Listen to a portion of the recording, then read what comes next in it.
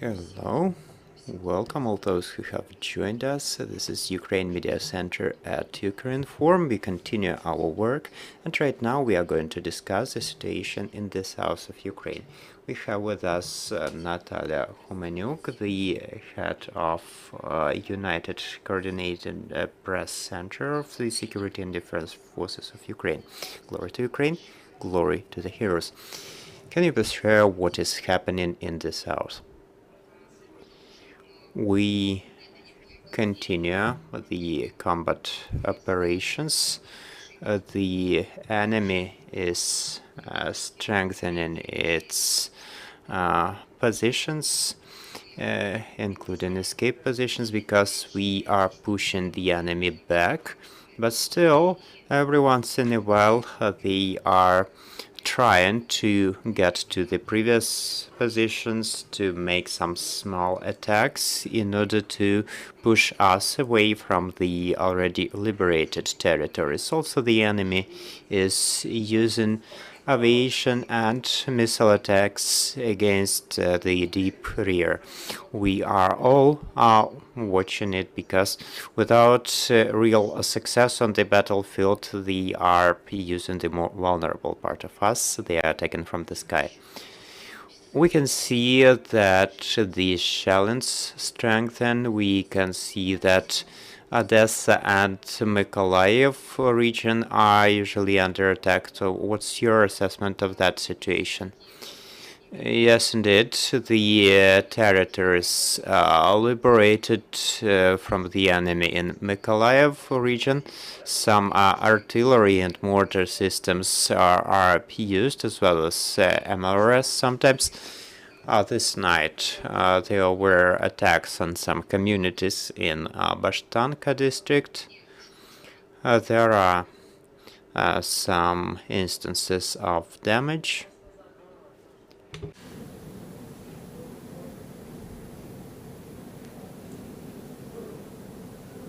Пані Наталю, ви з нами? Are you with us, Natalia? Yes, I'm here again. So there is some damaged buildings, infrastructure. Fortunately, no casualties in Mykolaiv region, but in Odessa region, there was a missile attack this night.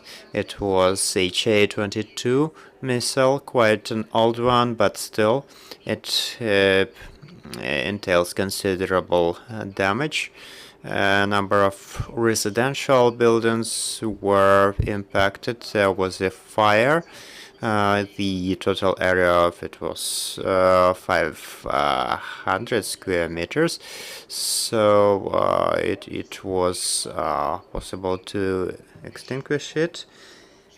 8 people were injured. Fortunately, no one is dead, but still it was quite a considerable damage.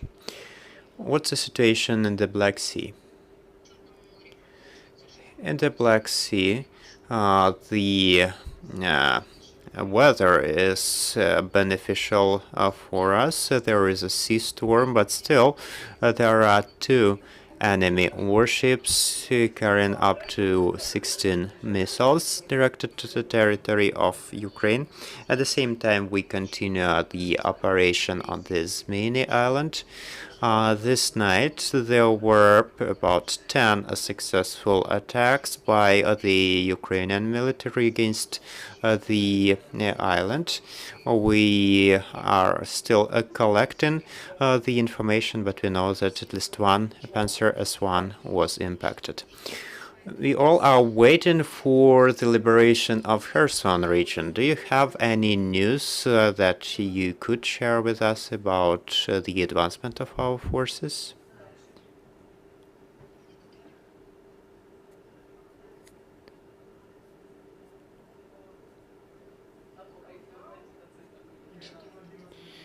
We are still waiting for the resumption of the connection.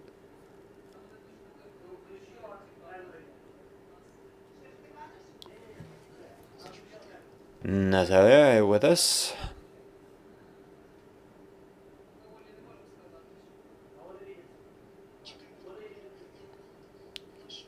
We're still waiting for the speaker to come back, and it is Natalia Humeniuk, the head of the United Coordinating Press Center of Security and Defense Forces of the south of Ukraine. We hope it's possible to resume the connection. Are you with us, Natalia? Yes, I'm back again. I can see and hear you loud and clear.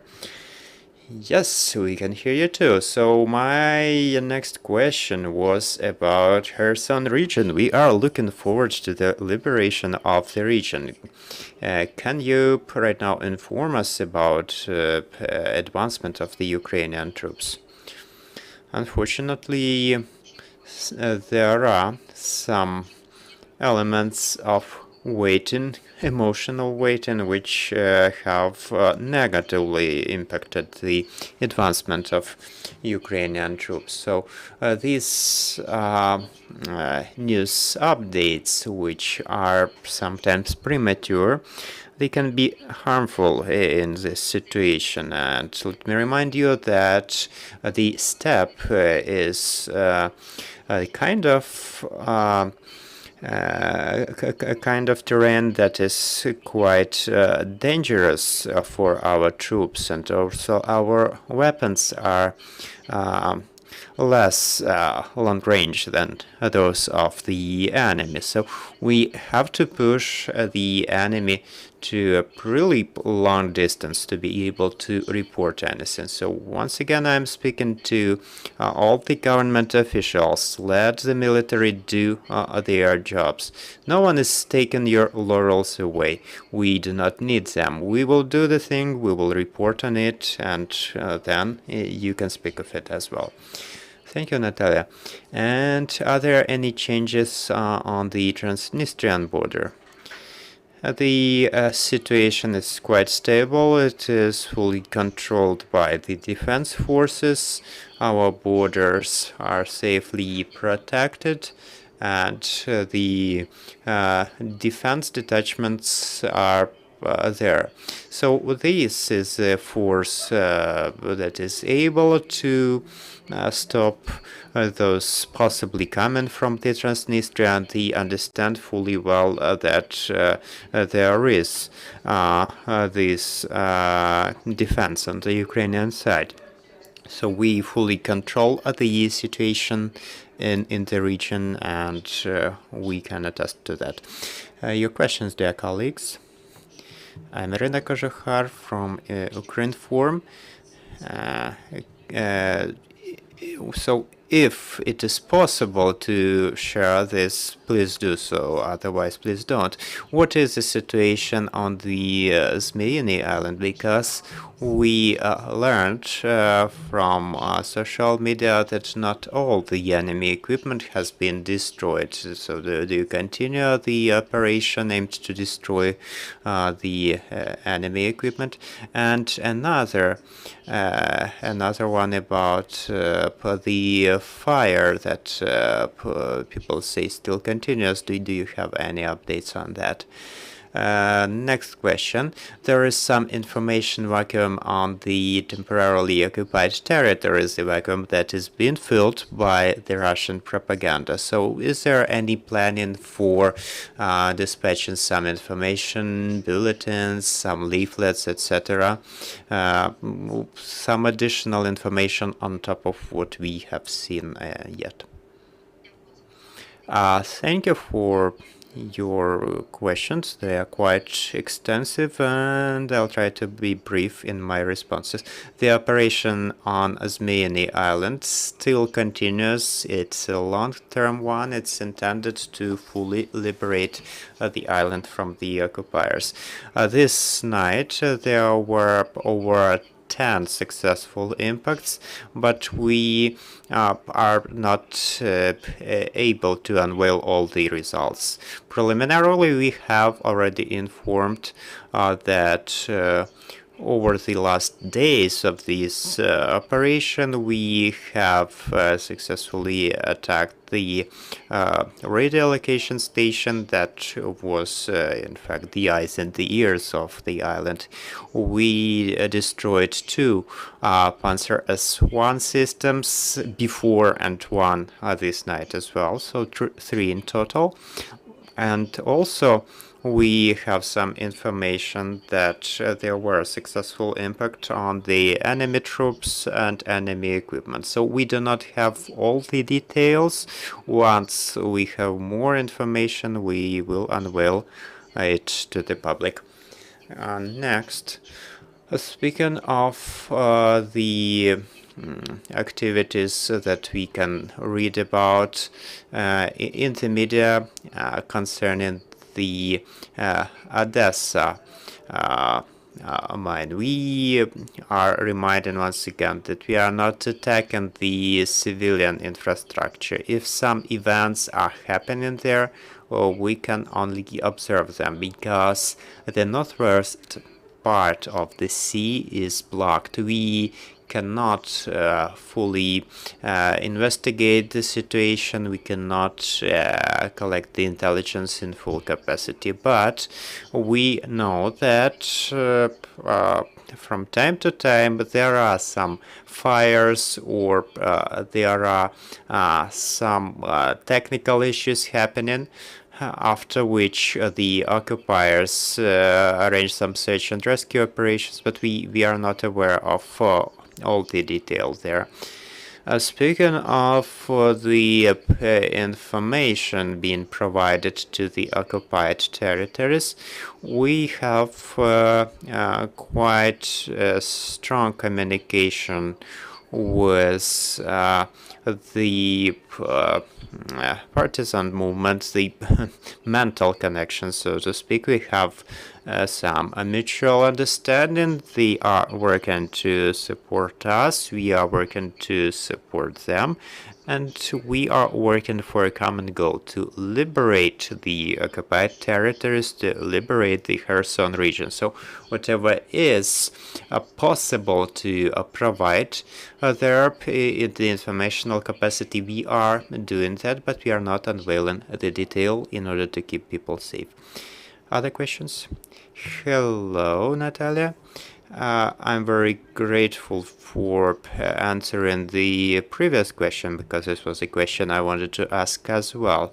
I'm Vadim Vetrov from Carrera della Sera, Italy.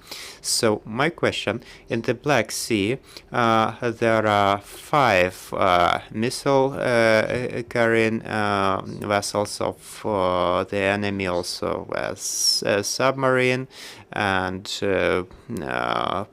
they have the total capacity of 44 missiles. So in order to defend the city, what else is necessary? What kind of equipment, what kind of tools should be received to ensure the proper air defense and defense from the sea? And the second question I have is the one about the grain. What kind of arrangement about the security for the exports of Ukrainian grain exists right now? Thank you for your questions. Speaking of the availability of the enemy ships, well, they are changing their positions all the time. The data you have provided are data from a couple of days ago. Right now, because of the storm, they have temporarily evacuated their ships to Crimea. Right now, the total capacity they have in the sea is 16 caliber missiles, but you are right that this only limits the numbers, not the quality of threat, because almost the entire territory of Ukraine can be reached from those ships. even though they keep quite a big distance from the shore to be able to protect themselves from our existing equipment, so that do not face the same fate as Moskva or the Bach ship. But still, the most successful way to protect against such a threat would be the no-fly zone system. We do not have such a system yet, but you could also see that air defense works quite accurately and strongly, although indeed it needs to be strengthened with the kinds of equipment we have already received and the equipment that is scheduled to be received at a later time. So again, air defense exists, but we should keep in mind that such missiles as Onyx, for instance, are very difficult to knock down, but the enemy is using them increasingly, and the situation, unfortunately, is going to continue. Speaking of the grain exports, this is a high diplomatic level discussion, and so this is not the issue managed by the military. It's a political issue, therefore we are not commenting on it. If some diplomatic and political agreements are achieved, the military will be performing accordingly. Thank you, Natalia, for being with us. We are going to wait for more good news from the Ukrainian military, and our next briefing today will be here at 2 p.m.